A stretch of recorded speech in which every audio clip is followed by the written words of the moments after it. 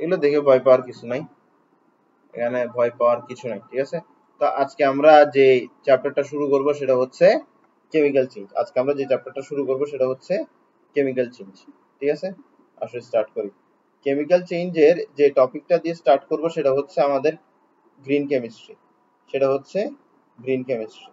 আসো, প্রথম টপিকের নাম কি? প্রথম টপিকের নাম হচ্ছে গ্রিন কেমিস্ট্রি। প্রথম টপিকের নাম হচ্ছে গ্রিন কেমিস্ট্রি।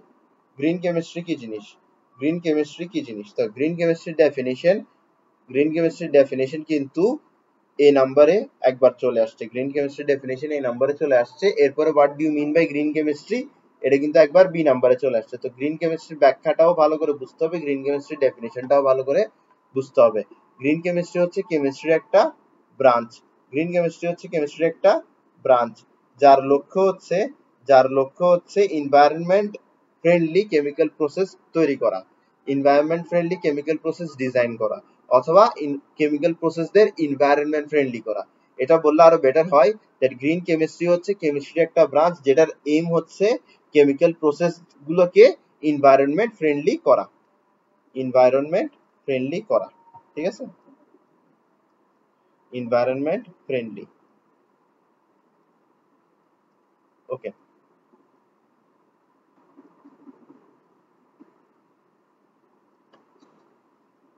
আশা করি বুঝছো গ্রিন কেমিস্ট্রি কি জিনিস।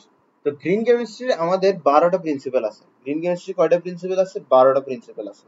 হ্যাঁ, 12টা প্রিন্সিপাল আছে। এই 12টা প্রিন্সিপাল ফলো করার মাধ্যমেই আমাদের কেমিক্যাল প্রসেস গুলো এনভায়রনমেন্ট ফ্রেন্ডলি হয়। এই 12টা প্রিন্সিপাল গুলো তুমি বই থেকে একটা একটা করে নোট করে ফেলবা, আর বই থেকে এগুলো সবগুলাকে ট্রাই করবে একটু মুখস্থ করার। কেন? কারণ আমাদের যখন অ্যাডমিশন পরীক্ষা হবে তখন অ্যাডমিশন পরীক্ষায় এমসিকিউ কিন্তু ভালোই আসে, এমসিকিউ কিন্তু ভালোই আসে 12টা প্রিন্সিপাল থেকে। আশা করি বুঝছো।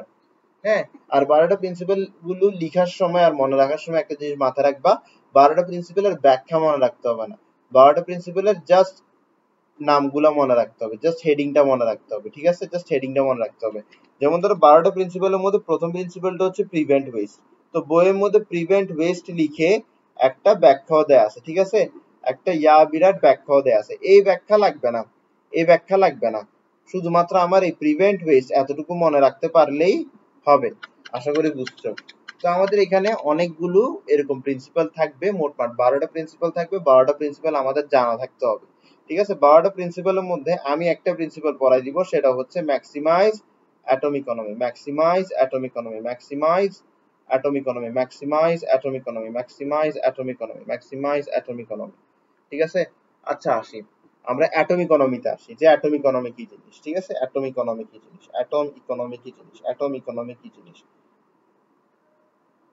দেখো, তোমার তোমার ধরো একটা রিঅ্যাকশন আছে, রিঅ্যাকশনটা কি? রিঅ্যাকশনটা হচ্ছে এ রিঅ্যাক্ট করে, এ বি এর সাথে রিঅ্যাক্ট করতেছে, রিঅ্যাক্ট করে কি তৈরি করতেছে? সি তৈরি করতেছে, ডি তৈরি করতেছে, ঠিক আছে। এ বি এর সাথে রিঅ্যাক্ট করে সি তৈরি করে, ডিও তৈরি করে। তো আমার এখানের মধ্যে ধরো আমি এই রিঅ্যাকশনটা করাইছি সি কম্পাউন্ডটাকে পাওয়ার জন্য, আমি এই রিঅ্যাকশনটা করাইছি কাকে পাওয়ার জন্য? সি কম্পাউন্ডটাকে পাওয়ার জন্য। তাহলে এখানে যে ডি কম্পাউন্ডটা আছে, এই ডি কম্পাউন্ডটা আমার জন্য কি? একটা ওয়েস্ট। এই ডি কম্পাউন্ডটা আমার জন্য ওয়েস্ট। আর সি কম্পাউন্ডকে পাওয়ার জন্য যেহেতু রিঅ্যাকশনটা করছি, সি কম্পাউন্ডটাই হচ্ছে আমাদের ডিজায়ার্ড কম্পাউন্ড, সি কম্পাউন্ডটাই হচ্ছে আমাদের ডিজায়ার্ড কম্পাউন্ড। তো আমরা অ্যাটম ইকোনমি কিভাবে পাই? আমরা অ্যাটম ইকোনমি কিভাবে পাই আর অ্যাটম ইকোনমি দিয়ে আমরা কি বুঝি? অ্যাটম ইকোনমি দিয়ে কি বুঝি এটা বোঝার জন্য আগে দেখতে হবে আমরা অ্যাটম ইকোনমি কিভাবে পাই। অ্যাটম ইকোনমি হচ্ছে mass of desired product. Atom economy হচ্ছে mass of desired product, mass of desired product, mass of desired product, mass of desired product divided by mass of total product divided by mass of total product divided by mass of total product divided by mass of total product into 100% into 100% into 100%। তো মূলত আমরা atom economy দিয়ে বুঝতে পারি যে আমার যে product তৈরি হয়েছে এই প্রোডাক্টের কত পার্সেন্ট আমাদের ডিজায়ার্ড আর কত পার্সেন্ট আমাদের ওয়েস্ট, কত পার্সেন্ট আমাদের ডিজায়ার্ড আর কত পার্সেন্ট আমাদের ওয়েস্ট। তো ধরো একটা রিঅ্যাকশনের মধ্যে বলা আছে যে একটা রিঅ্যাকশন আছে যেটার অ্যাটম ইকোনমি কত? অ্যাটম ইকোনমি হচ্ছে 20%। তো যদি অ্যাটম ইকোনমি 20% দেখো তাহলে তোমার কাছে বুঝতে হবে সেই রিঅ্যাকশনের মধ্যে প্রোডাক্ট সাইডে 20% প্রোডাক্ট তোমার কাজের, আর বাদ বাকি 80% প্রোডাক্ট হচ্ছে ওয়েস্ট, বাদ বাকি 80% প্রোডাক্ট হচ্ছে ওয়েস্ট। আশা করি বুঝা গেছে। তাহলে তোমার অ্যাটম ইকোনমি বেশি হওয়া ভালো নাকি অ্যাটম ইকোনমি কম হওয়া ভালো? অ্যাটম ইকোনমি অবশ্যই অবশ্যই বেশি হওয়া ভালো। তাহলে অ্যাটম ইকোনমির ক্ষেত্রে আমরা একটা কথা লিখতে পারি, সেটা হচ্ছে reaction with higher atom economy is greener. Reaction with higher atom economy is greener. Reaction with higher atom economy is greener. Reaction with higher atom economy. Atom economy. Atom economy is greener. Atom economy is greener. Is greener. Is greener. Is greener. আশা করি বুঝা গেছে। Very good. আসো এখন আমরা atom ইকোনমির আসল যে পারপাসটা আছে ওটা বোঝার চেষ্টা করব, ঠিক আছে? আসল যে পারপাসটা আছে অ্যাটম ইকোনমির ওই বিষয়টা বোঝার চেষ্টা করব। আচ্ছা, ওটার জন্য আমাদের একটা ম্যাথ লাগবে, ঠিক আছে? ম্যাথটা আমরা করি।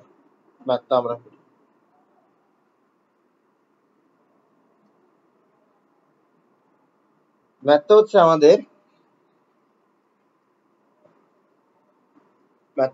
হচ্ছে আমাদের কিছুটা এরকম যে আমাদের দুইটা প্রসেস আছে। আমাদের কয়টা প্রসেস আছে? দুইটা প্রসেস। দুইটা প্রসেস দিয়ে কি করতেছি? আমরা ইথানল তৈরি করতেছি। মূলত আমাদের ইথানল লাগবে, তাই বলে আমরা ইথানল তৈরি করতেছি। এখন ইথানল তৈরির দুইটা প্রসেস আছে। প্রশ্ন বলছে যে এই দুইটা প্রসেসের মধ্যে কোন প্রসেসটা বেটার। তো আমরা আগে দুইটা প্রসেস লিখে ফেলি। তাই প্রসেস ওয়ান কিরকম? প্রসেস ওয়ান হচ্ছে আমাদের গ্লুকোজ থেকে C6H12O6 গ্লুকোজ থেকে কি তৈরি করা হবে? গ্লুকোজ থেকে 2 মোল ইথানল তৈরি করা হবে। এরপরে 2 মোল কার্বন ডাইঅক্সাইড তৈরি করা হবে। ঠিক আছে? এরপরে আবার আমাদের এখানের মধ্যে কি আছে? ইথাইল ব্রোমাইড কার সাথে রিঅ্যাক্ট করবে? পটাশিয়াম হাইড্রোক্সাইডের সাথে রিঅ্যাক্ট করবে। কি তৈরি করবে?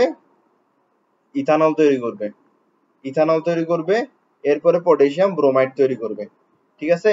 এখন প্রশ্নটা কি? প্রশ্নটা হচ্ছে which process is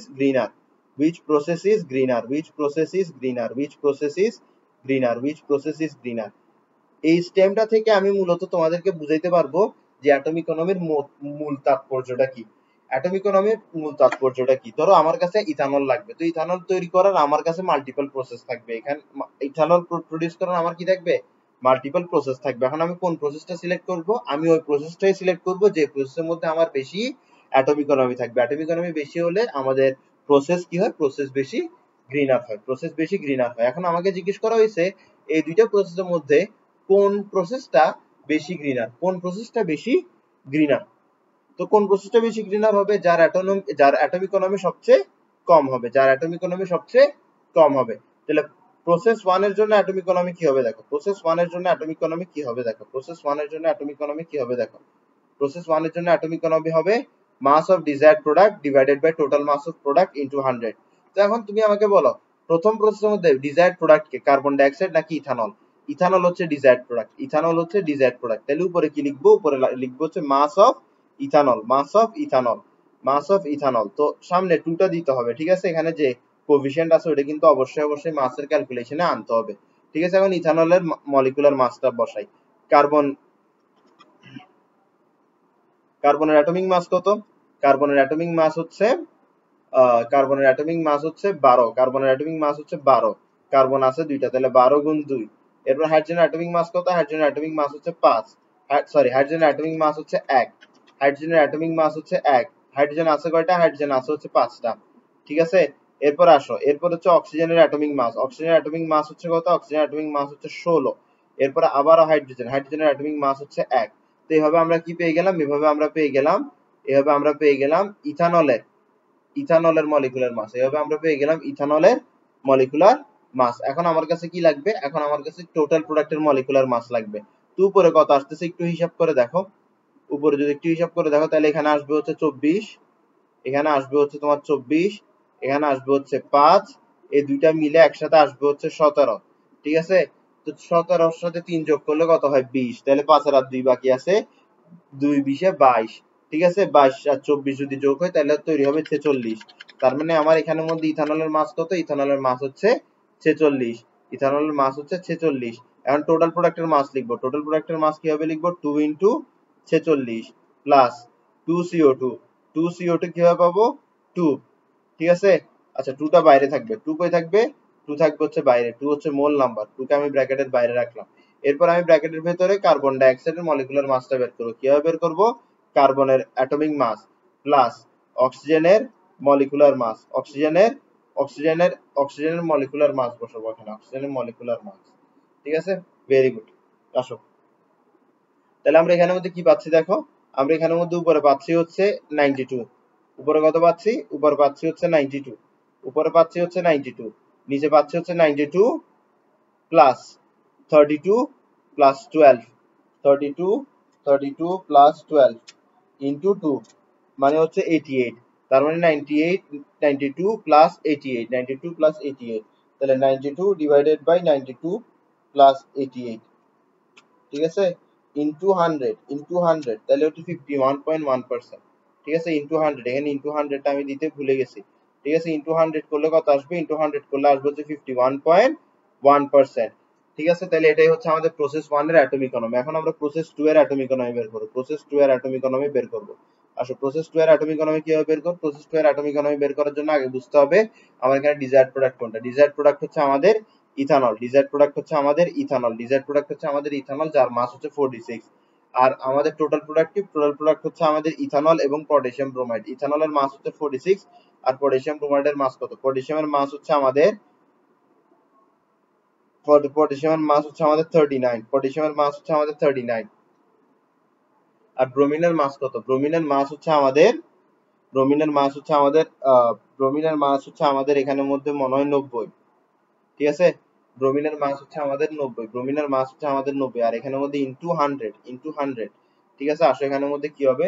এখানের মধ্যে হবে 46 ডিভাইডেড বাই 46 প্লাস 119, কত আসতেছে?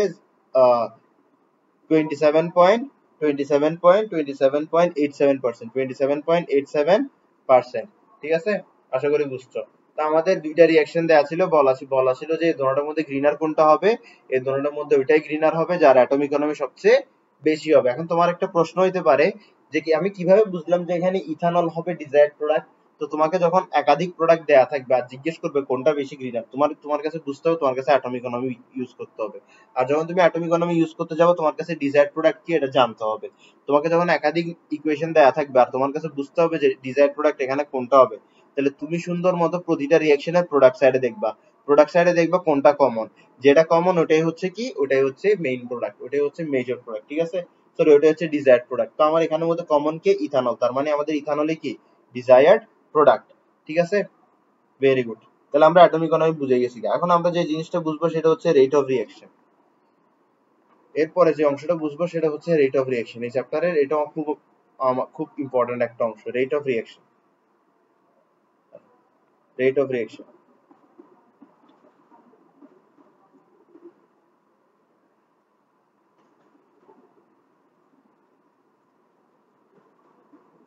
Rate of reaction. এখন রেট অফ রিঅ্যাকশন দিয়ে আসলে আমরা কি বুঝি? রেট অফ রিঅ্যাকশন দিয়ে আসলে আমরা বুঝি হচ্ছে একটা রিঅ্যাকশন কতটা দ্রুত হচ্ছে, এটাই আমরা বুঝি হচ্ছে রেট অফ রিঅ্যাকশন দিয়ে, এটাই আমরা বুঝি হচ্ছে রেট অফ রিঅ্যাকশন দিয়ে।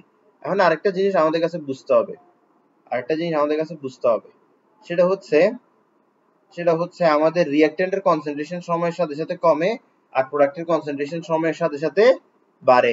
রিঅ্যাকট্যান্টের কনসেন্ট্রেশন সময়ের সাথে সাথে কমে আর প্রোডাক্টের কনসেন্ট্রেশন সময়ের সাথে সাথে বাড়ে। রিঅ্যাকট্যান্টের কনসেন্ট্রেশন সময়ের সাথে সাথে কমে, প্রোডাক্টের কনসেন্ট্রেশন সময়ের সাথে সাথে বাড়ে। এখন আমি একটা গ্রাফ নিলাম, গ্রাফের মধ্যে ওয়াই অ্যাক্সিস বরাবর বসাইছি আমরা কনসেন্ট্রেশনকে, আর এক্স অ্যাক্সিস বরাবর বসাইছি আমরা রিঅ্যাকশন প্রোগ্রেসকে।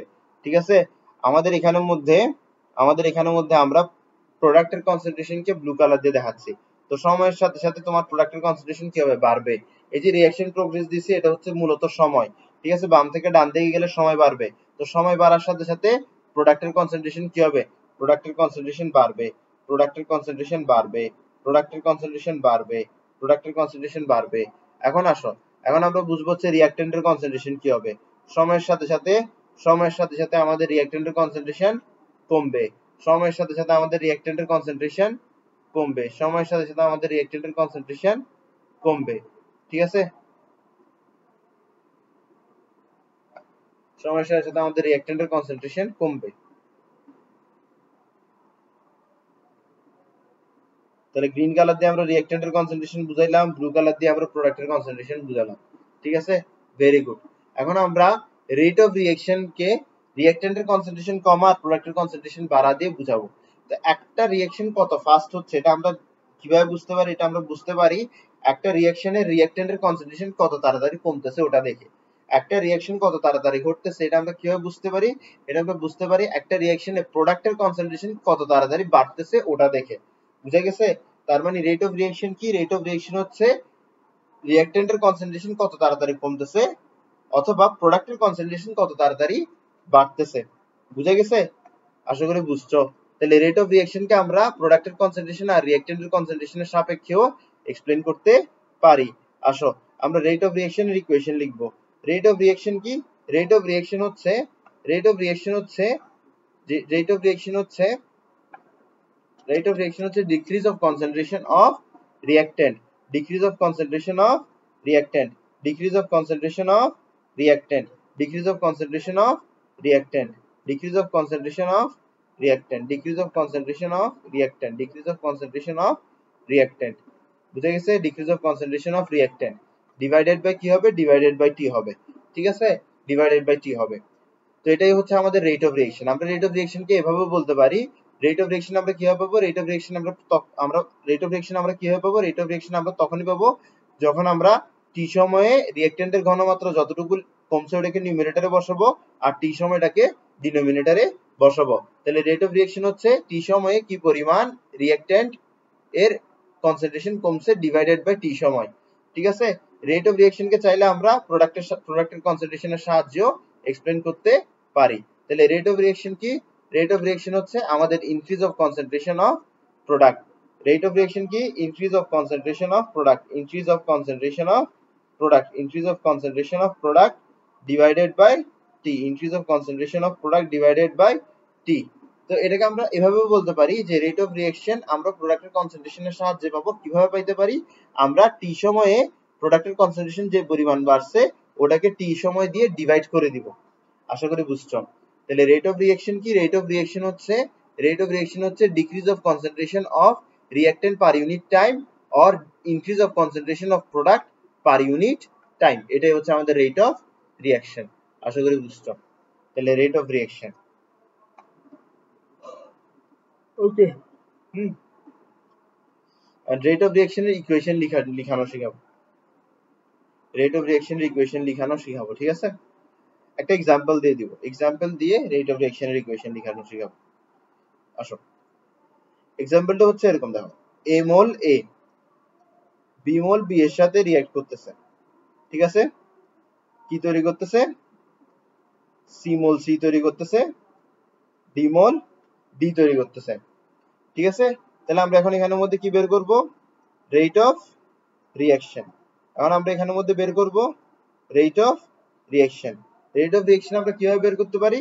রেট অফ রিঅ্যাকশন আমরা বের করতে পারি change of concentration of reactant, change of concentration of reactant, change of concentration of reactant divided by time required for that change. এটাকে আমরা এই রিঅ্যাকট্যান্টের সাহায্যে বের করছি। ঠিক আছে, এখন এটাকে আমরা বি রিঅ্যাকট্যান্টের সাহায্যে বের করব। তাহলে বি রিঅ্যাকট্যান্টের সাহায্যে রেট অফ রিঅ্যাকশন কি হবে? Change of concentration of B divided by time required for that change. এরপরে হচ্ছে আমরা সি এর কনসেন্ট্রেশনের সাহায্যে রেট অফ রিঅ্যাকশন বের করতে পারবো। এটা কিভাবে পারবো? রেট অফ চেঞ্জ এটা হচ্ছে যে change of concentration of C divided by time required for that change, divided by time required for that change. বুঝে গেছে? Very good. এরপর আমরা রেট অফ রিঅ্যাকশন চাইলে ডি এর সাহায্যে বের করতে পারি। রেট অফ রিঅ্যাকশন ডি এর সাহায্যে কিভাবে বের করতে পারবো? Change of concentration of D divided by time required for that change. বুঝে গেছে? এগুলোই হচ্ছে আমাদের রেট অফ রিঅ্যাকশন বের করার ইকুয়েশন। এখন এতটুকু যদি তুমি জানো তাহলে তুমি খুব খারাপ করবে এক্সামে, কারণ এইটা সঠিক না, এটা সঠিক না। যখন আমরা রিঅ্যাকট্যান্টের কনসেন্ট্রেশন ইউজ করে রেট অফ রিঅ্যাকশন বের করব তখন আমাদের কাছে মাইনাস ইউজ করতে হবে, দ্বিতীয় বিষয়টা হচ্ছে আমাদের এখানের মধ্যে যেটা কোএফিশিয়েন্ট আছে ওটা ডিনোমিনেটর আকারে বসবে। তুমি যে রিঅ্যাকট্যান্ট অথবা যে প্রোডাক্টের সাপেক্ষে রেট অফ রিঅ্যাকশন বের করতেছো সেই রিঅ্যাকট্যান্ট অথবা সেই প্রোডাক্টের যে কোফিশিয়েন্টটা আছে ওটা রেট অফ রিঅ্যাকশনের ইকুয়েশনের ডিনোমিনেটর আকারে বসবে। তার মানে যখন আমি এ এর সাথে রেট অফ রিঅ্যাকশন বের করতেছিলাম তখন আমার কাছে নিচে একটা এ দিতে হবে, তখন আমার কাছে নিচে একটা কি দিতে হবে, এ দিতে হবে। ঠিক একইভাবে আমরা এখানে নিচে বি দিব, ঠিক একইভাবে আমরা এখানে নিচে সি দিব, ঠিক একইভাবে আমরা এখানে নিচে ডি দিব। আশা করি বুঝছো। হ্যাঁ, এগুলো হচ্ছে আমাদের রেট অফ রিঅ্যাকশন, এটা হচ্ছে আমাদের rate of reaction. Very good. এখন আমরা পড়বো হচ্ছে রেট অফ ডিসোসিয়েশন আর rate of production. Rate of dissociation আর রেট অফ প্রোডাকশন। তো রেট অফ ডিসোসিয়েশন এটা কার হয়? রেট অফ ডিসোসিয়েশন এটা হয় হচ্ছে রিঅ্যাকট্যান্টের। রেট অফ ডিসোসিয়েশন এটা কার হয়? রিঅ্যাকট্যান্টের হয়। রেট অফ ডিসোসিয়েশন এটা কার হয়? রিঅ্যাকট্যান্টের হয়। রেট অফ ডিসোসিয়েশন এটা কার হয়? এটা রিঅ্যাকট্যান্টের হয়। তো তোমার এখানের মধ্যে ধরো rate of dissociation of A2, ঠিক আছে। আবার আমরা কি পাবো? Rate of dissociation of B2, rate of dissociation of B2, ঠিক আছে। আমরা এই দুইটাই পাইতে পারি, আমরা এই দুইটাই পাইতে পারি, ঠিক আছে। আসো, তো রেট অফ ডিসোসিয়েশন কাদের জন্য? রেট অফ ডিসোসিয়েশন হচ্ছে রিঅ্যাকট্যান্টের জন্য। রেট অফ প্রোডাকশন কাদের জন্য? রেট অফ প্রোডাকশন হচ্ছে আমাদের প্রোডাক্টের জন্য, ঠিক আছে। Rate of dissociation of A2, rate of dissociation of A2 এটা কি হবে জানো? এটা হবে হচ্ছে আমাদের change of concentration of A, change of concentration of A divided by T, change of concentration of A divided by T। সামনে একটা মাইনাস বসাতে হবে, সামনে একটা মাইনাস বসাতে হবে। এখন দেখো rate of concentration of B কি হবে? Rate of concentration of B হবে হচ্ছে change of concentration of B, change of concentration of B divided by time required for that change. তো এটা হচ্ছে rate of dissociation of B two. তো rate of dissociation দিয়ে আমরা কি বুঝি? দেখো আমাদের যে রিঅ্যাকট্যান্ট গুলো আছে, রিঅ্যাকট্যান্ট গুলোর একটা নির্দিষ্ট অংশ ভেঙে বিক্রিয়া অংশগ্রহণ করে। এই যে রিঅ্যাকট্যান্টের নির্দিষ্ট অংশ ভেঙে যায় এটাকে আমরা বলি হচ্ছে ডিসোসিয়েশন, ঠিক আছে। এখন রেট অফ ডিসোসিয়েশন কি? রেট অফ ডিসোসিয়েশন হচ্ছে প্রতি 1 সেকেন্ডে কি পরিমাণ ডিসোসিয়েট হচ্ছে, প্রতি 1 সেকেন্ডে কি পরিমাণ ডিসোসিয়েট হচ্ছে, অথবা প্রতি 1 সেকেন্ডে কি পরিমাণ রিঅ্যাকট্যান্ট রিঅ্যাকশনে অংশগ্রহণ করতেছে, ঠিক আছে। এটাই হচ্ছে আমাদের রেট অফ ডিসোসিয়েশন। আর রেট অফ ডিসোসিয়েশন কার হয়? রেট অফ ডিসোসিয়েশন রিঅ্যাকট্যান্টের হয়। আর একটা জিনিস খেয়াল করো, রেট অফ ডিসোসিয়েশনের মধ্যে কিন্তু আমরা কোএফিসিয়েন্টকে নিচে ডিনোমিনেটর আকারে বসাই নি। রেট অফ ডিসোসিয়েশনে কিন্তু কি করি নাই? রেট অফ ডিসোসিয়েশনে কিন্তু আমরা কোএফিসিয়েন্টকে নিচে ডিনোমিনেটর আকারে বসাই নাই। রেট অফ রিঅ্যাকশনের মধ্যে কিন্তু আমরা কোএফিসিয়েন্টকে ডিনোমিনেটর আকারে বসাইছি। রেট অফ রিঅ্যাকশনের মধ্যে আমরা কোএফিসিয়েন্টকে ডিনোমিনেটর আকারে বসাইছি, কোএফিসিয়েন্টকে ডিনোমিনেটর আকারে বসাইছি। তার মানে হচ্ছে রেট অফ ডিসোসিয়েশনের ডিনোমিনেটরে যদি আমরা রেট অফ ডিসোসিয়েশনের ডিনোমিনেটরে যদি আমরা কোএফিসিয়েন্টকে ডিনোমিনেটর আকারে বসাই, বুঝার চেষ্টা করো, রেট অফ ডিসোসিয়েশনের ডিনোমিনেটরে যদি আমরা কোএফিসিয়েন্টকে বসাই তাহলে আমরা রেট অফ রিঅ্যাকশন পাই, তাহলে আমরা রেট অফ রিঅ্যাকশন পাই। আশা করি এতটুকু বুঝছো। তাহলে rate of dissociation of A2 বুঝছো, rate of dissociation of B2 বুঝছো। এখন আমরা বলবো হচ্ছে rate of production, rate of production, rate of production, rate of production, rate of production of C, rate of production of C, rate of production of C.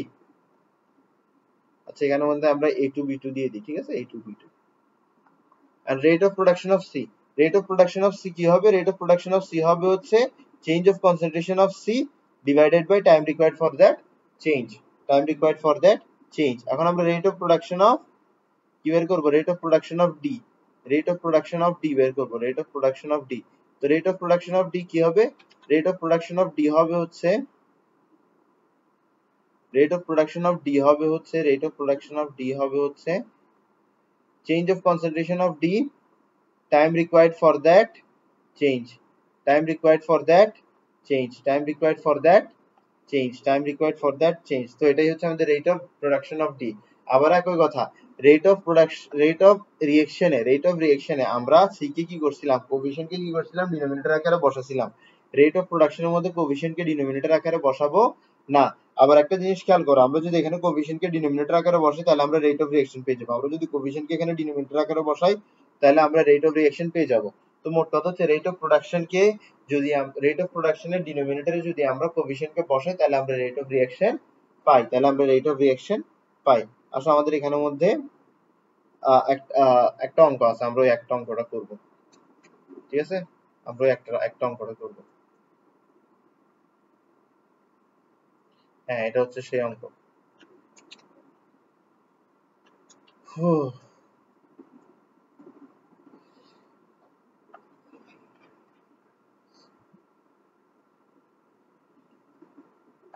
দেখো তোমাকে এখানে কি বলছে? Determine the rate of production of NO2। আচ্ছা এটা তোমার আগে determine the rate of reaction, determine the rate of reaction, এটা হচ্ছে তোমার আগে প্রথম প্রশ্ন। যেটা 2 নম্বর প্রশ্ন এটাই হচ্ছে এখানে প্রথম প্রশ্ন, এটা ভুলে এখানে 2 নম্বর প্রশ্নে চলে আসছে। ঠিক আছে, তাহলে আমরা প্রথম প্রশ্নটা সলভ করি, মানে হচ্ছে আমরা বি নাম্বার প্রশ্ন মানে ওই দ্বিতীয় নাম্বার প্রশ্নটা আমরা সলভ করি। ঠিক আছে, চলো দ্বিতীয় নাম্বার প্রশ্নটা সলভ করি। দ্বিতীয় নাম্বার প্রশ্নটা সলভ করি। দ্বিতীয় নাম্বার প্রশ্নটা কি? Determine the rate of reaction. এখন রেট অফ রিঅ্যাকশন ডিটারমাইন করার জন্য আমার কাছে কি করতে হবে? রিঅ্যাকশনটাকে লিখতে হবে, রিঅ্যাকশনটাকে লিখতে হবে, রিঅ্যাকশনটাকে লিখতে হবে, রিঅ্যাকশনটাকে লিখতে হবে। ঠিক আছে, রিঅ্যাকশনটাকে আমি লিখলাম, রিঅ্যাকশনটাকে আমি লিখলাম। এরপর আমরা কি লিখবো? Rate of reaction. Rate of reaction কিভাবে পাওয়া যায়? রেট অফ রিঅ্যাকশন পাওয়ার জন্য আমরা কি করব? রেট অফ রিঅ্যাকশন পাওয়ার জন্য আমরা change of concentration of change of concentration of change of concentration of reactant, change of concentration of reactant, change of concentration of reactant, change of concentration of reactant, change of concentration of reactant divided by time required for that change। এভাবে আমরা rate of reaction বের করতে পারি। Rate of reaction আমরা আরো একভাবে বের করতে পারি, যেটা হচ্ছে rate of change of concentration of product, change of concentration of product, change of concentration of product divided by time required for that change. Coefficient থাকলে রেট অফ রিঅ্যাকশনের ইকুয়েশনে কোফিশিয়েন্টটা ডিনোমিনেটর আকারে বসে। ভেরি গুড, আসো। তাহলে তোমার এখানের মধ্যে এরপরে কি থাকবে? এরপরে থাকবে যে change of concentration of A, change of concentration of O2, change of concentration of O2 divided by time required for that change, divided by time required for that change. বুঝে গেছে? এখন আমাকে এখানে কি দেয়া আছে? আমাকে এখানে দেয়া আছে যে concentration of N2O5 decreases from 20 molar to 5 molar in 10 seconds। তার মানে change of concentration of N2O5, change of concentration of N2O5 কত? N2O5 হচ্ছে 20 মোলার থেকে 5 মোলারে চলে যায়। তাহলে 5 মোলারকে আমরা ইনিশিয়াল ধরবো, 20 মোলারকে আমরা 5 মোলারকে আমরা ফাইনাল ধরবো, 20 মোলারকে আমরা ইনিশিয়াল ধরবো। আর তাহলে আমাদের এখানে মধ্যে change of concentration of N2O5 কত আসতেছে? -15 মোলার, -15 মোলার। আশা করি বুঝছো। এখন এই যে কনসেন্ট্রেশনের চেঞ্জটা আছে, এই কনসেন্ট্রেশনের চেঞ্জটা কত সেকেন্ড হইছে? এই কনসেন্ট্রেশনের চেঞ্জটা 10 সেকেন্ড হইছে। তাহলে আমরা এখান থেকে কি বের করে ফেলতে পারি? তাহলে আমরা এখান থেকে রেট অফ রিঅ্যাকশন বের করে ফেলতে পারি। রেট অফ রিঅ্যাকশন কি? রেট অফ রিঅ্যাকশন হচ্ছে আমাদের এখানের মধ্যে change of concentration of N2O5, change of concentration of N2O5 divided by T। ঠিক আছে, তাহলে রেট অফ রিঅ্যাকশন আমরা বের করবো। আসো, উপরে কি হবে? উপরে হবে change of concentration of N2O5। তো N2O5 এর চেঞ্জ অফ কনসেন্ট্রেশন কত? সামনে মাইনাস, তাই বলে আমার উপর আসবে হচ্ছে 15। আর টাইম কত? টাইম হচ্ছে 10, টাইম হচ্ছে 10। তাহলে আমার এখানের মধ্যে রেট অফ রিঅ্যাকশন কত আসতেছে?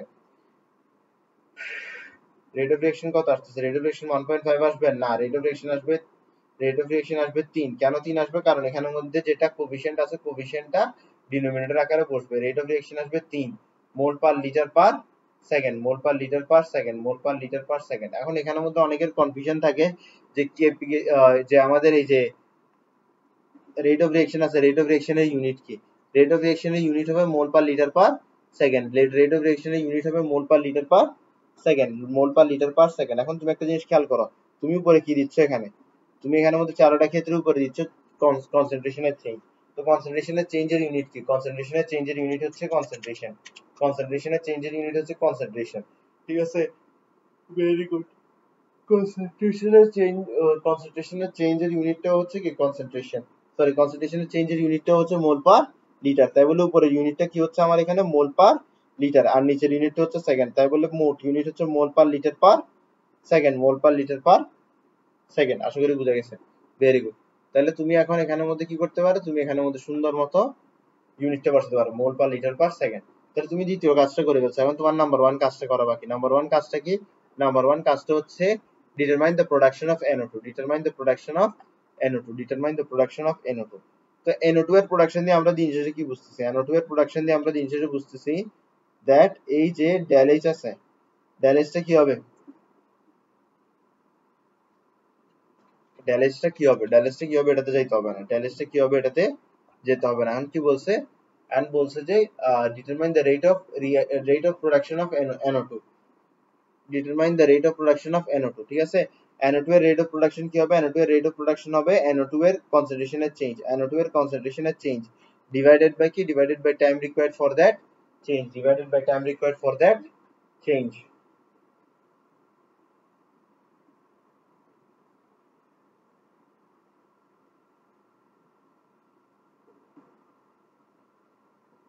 আসো, তো এটা হচ্ছে যে কি আমার rate of production of NO2, rate of production of NO2।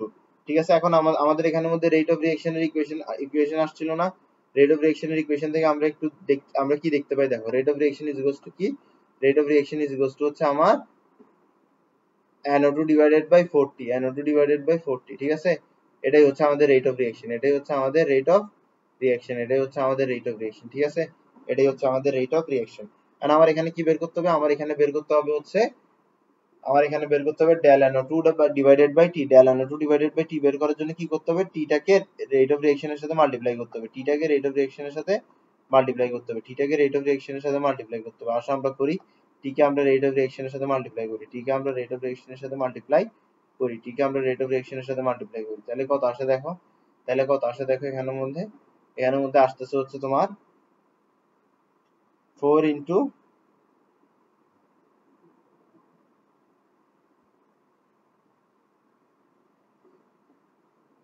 আচ্ছা আমি তো এই আসলে এটা মুখস্থ বিদ্যা বসেছিলাম, আসলটা কত আসে দেখো, 14 ডিভাইডেড বাই 20, 15 ডিভাইডেড বাই 20, এটা আসতেছে কত, 0.75, রেট অফ রিঅ্যাকশন আসতেছে কত, 0.75 মোল per litre per second, mole per litre per second, mole per litre per second, ঠিক আছে, ভেরি গুড।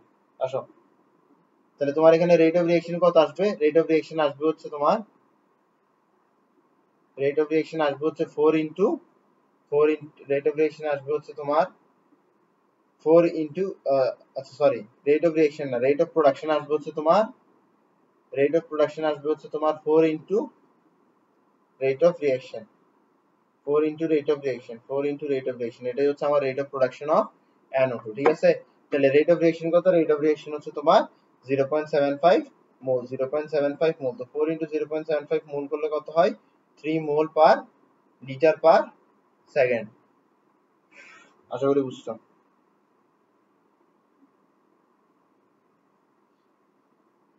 হুম, তাহলে আমাদের দুইটা ম্যাচ শেষ, রেট অফ রিঅ্যাকশনের অংশটা শেষ, রেট অফ রিঅ্যাকশনের অংশটা শেষ, আমাকে রেট অফ প্রোডাকশন দিলে আমরা রেট অফ রিঅ্যাকশন বের করতে পারবো, রেট অফ রিঅ্যাকশন দিলেও রেট অফ প্রোডাকশন বের করতে পারবো, রেট অফ ডিসিশন দেওয়া থাকলে আমরা রেট অফ প্রোডাকশন বের করতে পারবো, রেট অফ রিঅ্যাকশন দেওয়া থাকলে আমরা রেট অফ ডিসোসিয়েশন বের করতে পারবো।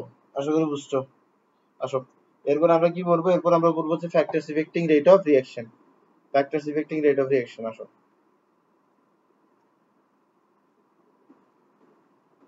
Factors affecting, factors affecting rate of reaction, factors affecting rate of reaction, factors affecting rate of reaction, factors affecting rate of reaction এর মধ্যে প্রথমটা কি পড়বে, প্রথমটা পড়বে হচ্ছে তোমার টেম্পারেচার, প্রথমটা পড়বে হচ্ছে তোমার টেম্পারেচার, প্রথমটা পড়বে হচ্ছে তোমার টেম্পারেচার, এরপরটা পড়বে হচ্ছে তোমার কনসেন্ট্রেশন, এরপরটা পড়বে হচ্ছে তোমার প্রেসার, এরপরটা পড়বে হচ্ছে তোমার সারফেস এরিয়া, এরপরটা পড়বে হচ্ছে তোমার, এরপরটা পড়বে হচ্ছে তোমার presence, nature of reactant, nature of reactant, nature of reactant, nature of reactant, nature of reactant, এরপরে যেটা ইম্পর্টেন্ট আছে সেটা হচ্ছে তোমার প্রেজেন্স অফ লাইট, সেটা হচ্ছে প্রেজেন্স অফ লাইট, সেটা হচ্ছে প্রেজেন্স অফ লাইট, ঠিক আছে। আমি প্রতিটা পয়েন্ট একটা একটা করে বুঝাই দিয়ে যাচ্ছি, খুব কম সময় বুঝাবো।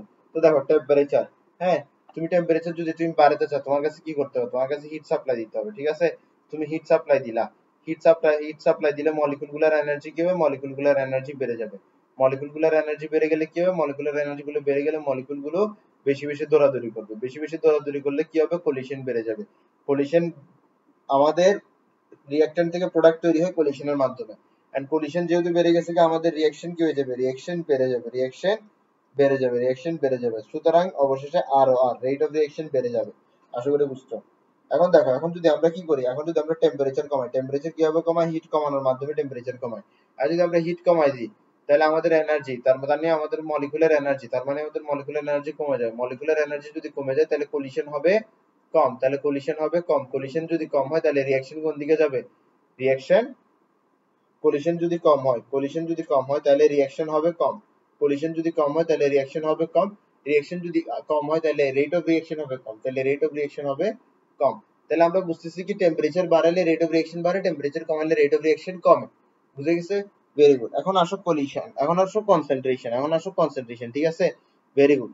তো ধরো তোমার এখানের মধ্যে 2 মোলার রিঅ্যাকট্যান্ট ছিল, 2 মোলার রিঅ্যাকট্যান্ট ছিল, 2 মোলার রিঅ্যাকট্যান্ট ছিল, এখন তুমি কি করছো, তুমি এখানের মধ্যে কনসেন্ট্রেশনটা বাড়াই দিছো, কনসেন্ট্রেশনটা বাড়ায় 4 মোলার রিঅ্যাকট্যান্ট করে দিচ্ছে, এখন দেখা যাবে কি 4 মোলার রিঅ্যাকটেন্ট করে দিছো। এখন দেখা যাবে যে কি এখানের মধ্যে আমাদের মলিকিউল যেগুলো আছে মলিকিউলগুলোর ঘনত্ব বেড়ে যাবে। আগে ছিল 2 মোলার, আগে ছিল 2 মোলার ঘনমাত্রা, এখন হচ্ছে 4 মোলার ঘনমাত্রা। তার মানে হচ্ছে এখন মলিকুলের সংখ্যা সিস্টেমের মধ্যে বেশি, মলিকুলের সংখ্যা সিস্টেমের মধ্যে বেশি হলে কলিশন বেশি হবে, কলিশন বেশি হলে আমাদের রিঅ্যাকশন বেশি হবে, রিঅ্যাকশন বেশি হলে আমাদের রেট অফ রিঅ্যাকশন বেশি হবে। বুঝা গেছে? ঠিক একইভাবে প্রেসার যদি আমরা কমায় ফেলি, ঠিক একইভাবে কনসেন্ট্রেশন যদি আমরা কমায় ফেলি, তাহলে রিঅ্যাকট্যান্ট মলিকুলের সংখ্যা কমে যাবে, রিঅ্যাকট্যান্ট মলিকুলের সংখ্যা কমে গেলে তোমার কলিশন কম হবে, কলিশন কম হলে রেট অফ রিঅ্যাকশন কম হবে। এরপর আসো প্রেসার। ঠিক আছে, প্রেসারের জিনিসটা একটু ড্র করে দেখাইতে হবে, প্রেসারের জিনিসটা একটু, প্রেসারটা একটু ড্র করে বুঝাইতে হবে। ঠিক আছে, একটু ড্র করে বুঝাই প্রেসারটা। তো দেখো তোমার এটা হচ্ছে একটা সিলিন্ডার, এটা হচ্ছে একটা সিলিন্ডার। ঠিক আছে,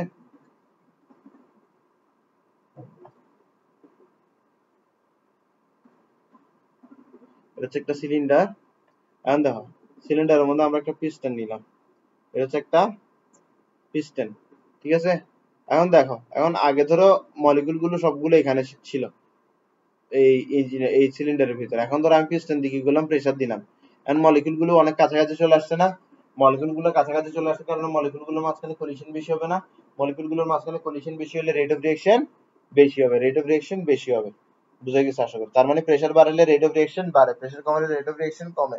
আসো সারফেস এরিয়া, সারফেস এরিয়া জিনিসটা বোঝার চেষ্টা করো। এখন তো তুমি বুঝে গেছো রেট অফ রিঅ্যাকশন বেশি হওয়া মানে কি কলিশন বেশি হওয়া, রেট অফ রিঅ্যাকশন কম হওয়া মানে কি কলিশন কম হওয়া। এখন আসো সারফেস এরিয়ার বিষয়টা বোঝার চেষ্টা করো। ধরো তোমার কাছে কি আছে, ধরো তোমার কাছে 4টা ফুটবল আছে, ধরো তোমার কাছে চারটা ফুটবল আছে। তুমি চারটা ফুটবল কি different different different different side থেকে একই সাথে একই সময় মাঝখানের দিকে শুট করলে, একই সময় মাঝখানের দিকে শুট করলা, বলো কি হবে? যদি একই সময় মাঝখানের দিকে শুট করো তাহলে কি হবে বলো? তাহলে তারা কোলাইড করবে, তাহলে তারা কি করবে? কোলাইড করবে। ধরো এখানের মধ্যে এখন ফুটবলের পরিবর্তে কি আছে? ফুটবলের পরিবর্তে আছে হচ্ছে মার্বেল।